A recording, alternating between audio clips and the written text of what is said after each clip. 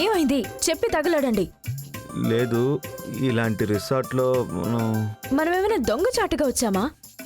భార్య భర్తలమే కదా, మనం ఇక్కడ కలిసి ఉండడంలో ఏంటి తప్పు?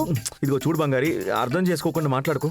అయ్యో రామా, అవును, ఈయన అసలు రిసార్ట్కి పోలేదండి. మరి ఏదో ఇప్పుడే ఫస్ట్ టైం రిసార్ట్కి వచ్చినట్టు మాట్లాడుతున్నారు. మీ గర్ల్ ఫ్రెండ్తో అంతా ఇలాంటి ప్లేస్లోనే పడుకుని ఉంటారు కదా. ఊరికే మీ గురించి నాకు తెలీదా ఏంటి? మీరు పైగా లండన్ కల్చర్లోనే పెరిగి పెద్దయ్యారు. అది కూడా ఒక గర్ల్ ఫ్రెండ్ని పెట్టుకుని ఉన్నారు కదా, తనతో బాగానే తిరుగుంటారు కదా. పెద్ద మంచి వాడిలాగా నటిస్తున్నారు.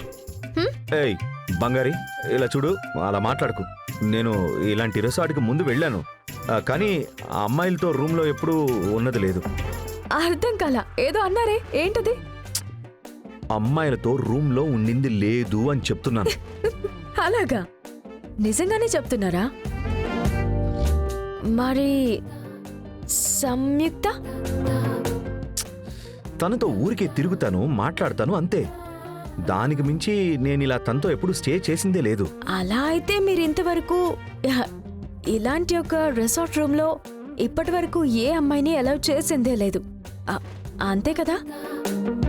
మీతో కలిసి రిసార్ట్లో ఉంటున్న ఒకే ఒక అమ్మాయిని నేను, అది కూడా మీతో ఒకే బెడ్లో పడుకోవడానికి పర్మిషన్ ఇచ్చిన ఒకే పర్సన్ నేనే. అవును.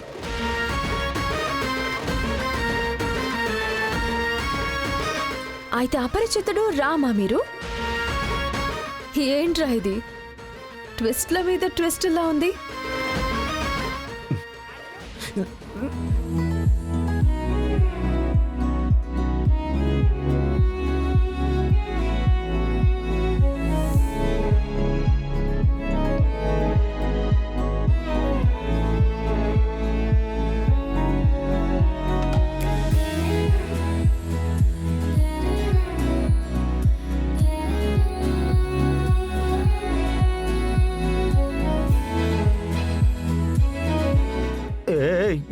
ఏం చేస్తున్నావు? పిల్లో తీసుకోవడానికి వచ్చాను. ఏ తీసుకోకూడదా?